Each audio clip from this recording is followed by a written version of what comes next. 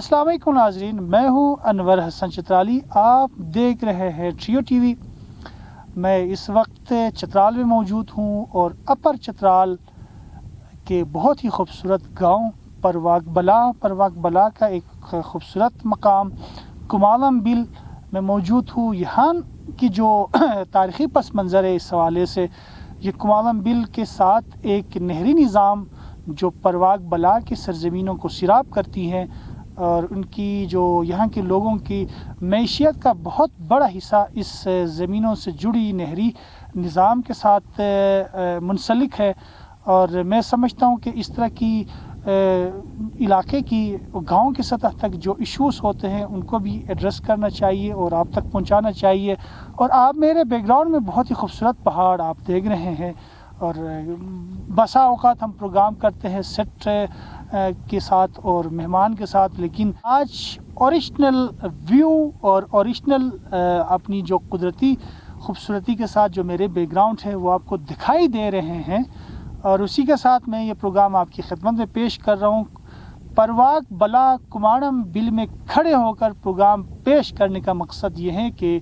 یہاں کے لوگوں کے لیے نہری نظام اور پانی کا مسئلہ مسائل درپیش ہوتی رہتی ہے، اور اس کے پیش نظر میں کمالم بل میں کھڑے ہو کر یہ پروگرام پیش کرنے کا مقصد یہ ہے کہ ان کا درینہ جو مسئلہ ہے پانی کا، اس کو کسی طرح سے مخیر حضرات، ڈونر حضرات، NGOs، گورنمنٹ کے سطح پر اس کو اگر حل کیا جائے تو یہاں کے 500 گھرانے جن کی زندگی کے معیشت کا بڑا حصہ زمینوں سے جڑی ہوئی ہیں اور صاف پانی کا جو فراہمی ہے اسی سے جڑی ہوئی ہے، تو اگر یہ حل ہو جاتی ہیں تو یہاں کے لوگوں کی جو بہت زیادہ جو مسائل پانی سے جڑے ہوئے ہیں وہ حل ہو سکتی ہے۔ یہاں ایک نہری نظام ہے جو نصرگول سے چشمہ بہتی ہے اور نیچے نہر کی صورت میں پرواک بلا، سینٹر پرواک اور پرواک پائن کے زمینوں کو سیراب کرتی ہے، لوگوں کو اس کے زمینوں سے فصل اگتی ہے، اس کے ذریعے سے وہ اپنی 6 مہینے کا خوراک اپنے زمینوں سے حاصل کر کے اپنے گزر بسر کرتے ہیں۔ اگر پانی صحیح مقدار میں بر وقت ان تک پہنچ سکے، یہاں کے کھیت کھلیان آباد ہوں گے اور یہاں کے لوگوں کی معاشی مسائل حل ہوں گے، اور صاف پانی کی فراہمی لوگوں تک پہنچ سکے گی، اور تب جا کے لوگوں کی صحت عامہ کا جو جڑے ہوئے مسائل ہیں وہ بھی حل ہوں گے صاف پانی پینے سے، اور ساتھ ساتھ کھیت کھلیان بھی آباد ہوں گے۔ تو یہاں میں یہ بتاتا چلوں کہ ایک نہری نظام آلریڈی پرانے زمانے ہمارے پرکھوں کے زمانے سے، یہ نہری نظام بزرگوں کے زمانے سے آلریڈی چلتی آ رہی ہے۔ اسی کے ذریعے سے اسی نہر سے پانی نکال کر پرواک کے سرزمین کو سیراب کیا جاتا ہے، لیکن وہ بسا اوقات جب بھی یہاں سیلاب آتی ہے، نہری سیلاب، تو اس نہر کو بہا لے جاتی ہیں۔ اس صورت میں پھر یہاں کے مقامی لوگ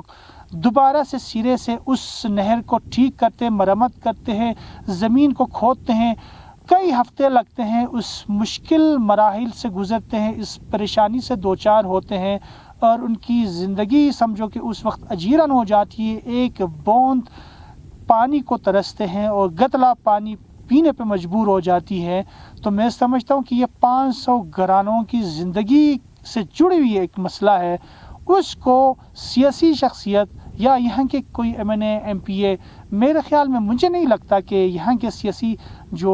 لوگ ہیں ان کی اتنی اوقات ہے کہ اس چھوٹے سے گاؤں میں آ کر 500 گھرانوں کی پانی کے مسئلے کو حل کر سکے، لیکن کوئی NGOs، ڈونرز حضرات، دیگر صاحب ثروت شخصیات آ کر یہاں کوئی، میرے خیال میں اس کے اوپر دوبارہ اس کے جو یہاں جو نہر بنایا جائے تو اس میں کوئی 10 کروڑ کا جو خرچہ آ سکتا ہے، لیکن کچھ لوگوں نے یہاں ایک نہر بنانے کی کوشش بھی کی ہے، اس میں تقریباً کوئی میرے خیال میں آدھا کلومیٹر سے پہاڑ کو کاٹ کے اس کو بنانے کی کوشش کی، لیکن یہاں بہت سارے پڑھے لکھے لوگوں سے بغیر مشاورت کیے اس کام کو شروع کیا گیا تھا، لیکن اس پہ کوئی منصوبہ بندی کے تحت اس کو شروع نہ کرنے کی وجہ سے